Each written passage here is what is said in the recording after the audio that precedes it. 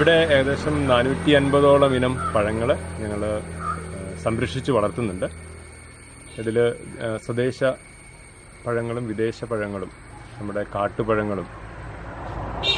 ഇതൊരു ഹോബിയായിട്ട് ചെയ്യുന്നതാണ്.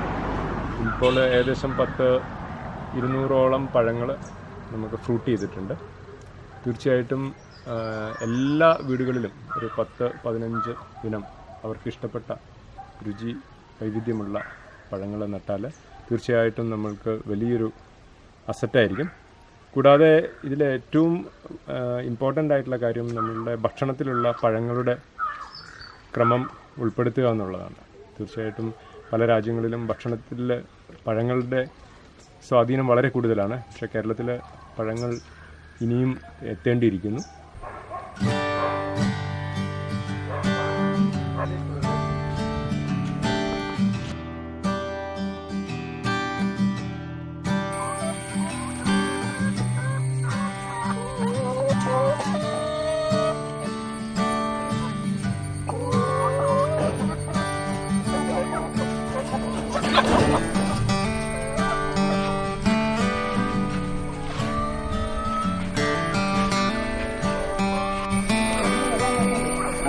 가리자. 가리자.